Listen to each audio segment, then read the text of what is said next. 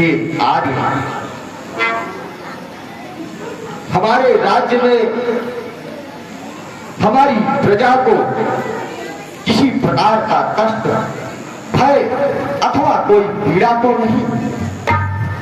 हे महाराज, हमारी प्रजा एकदम खुशहाल है और आपकी जय जयकार कर रही है महाराज। ऐसा ही होना चाहिए आर्य, ऐसा ही होना चाहिए, क्योंकि शास्त्रों ने बतलाया है कि जिस राजा को है नहीं ऊंच नीच का ज्ञान, वह राजा पशु तुल्य है और चिता बसान।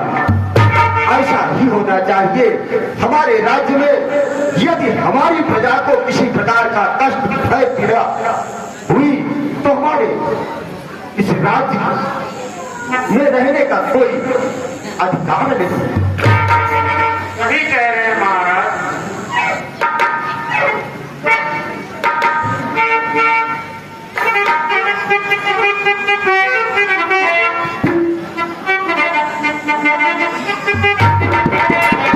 हे महाराज, मैं आपसे कुछ पूछना चाहता हूँ, इजाजत हो तो मैं कुछ कहूँ। आपको पूछना हो और मुझसे आज्ञा लेनी पड़े, यह प्रथम बार है आज, यह प्रथम बार है जो मुझसे कुछ पूछने के लिए आपको अनुमति लेने की आवश्यकता पड़ रही है। क्या जानना चाहते हो आज? ठीक है महाराज, आप आसन ग्रहण करिए। महाराज, मैं कई दिनों से देखता आ रहा हूँ कि आपके चेहरे पर रौनक, मुस्कुराहट नहीं दिखती है। इसका मैं कारण जानना चाहता हूँ महाराज। आज आखिर आपने वही बात पूछी। ठीक है, यदि जानना ही चाहते हो तो सुनो, मैं बतलाता हूँ आपको।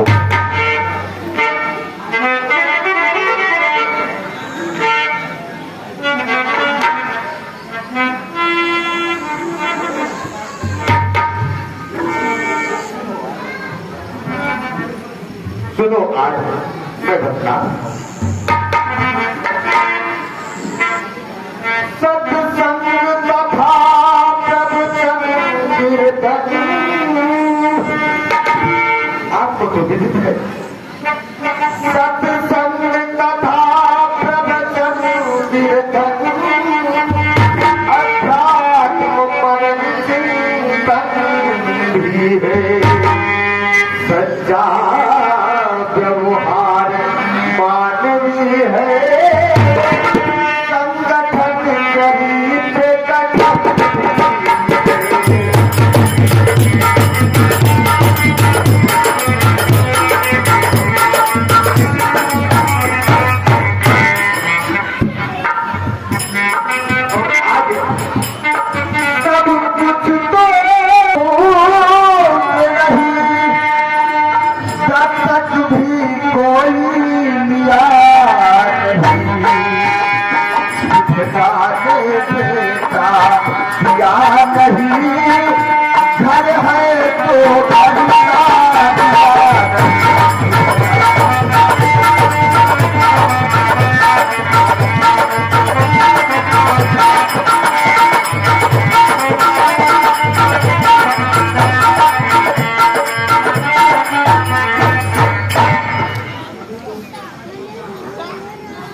आज हमारी उदासी का कारण सिर्फ यही है कि हमारे पास सर्वस्व तो है, किंतु हमारा चौथा पद आ गया है और आज भी मैं पुत्र विहीन हूं।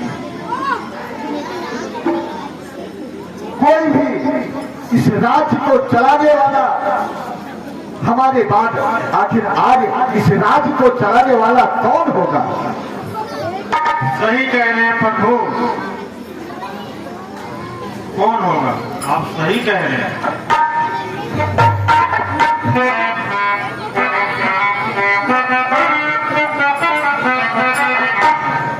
इसी बात की चिंता हमें दिन रात खाई जाती है आज।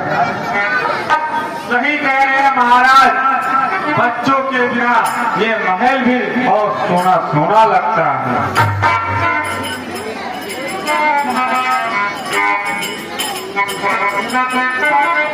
इसके लिए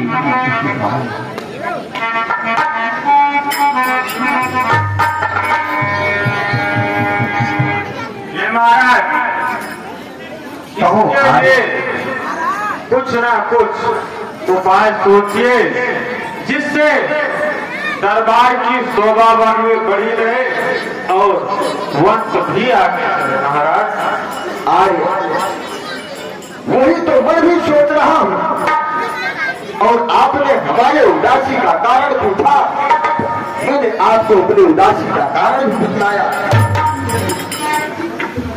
और उदासी का कारण जब बतलाया तो हे आज उसका जो निवारण हो, यदि आपके समझ में आता हो तो आप ही बतलाओ आज।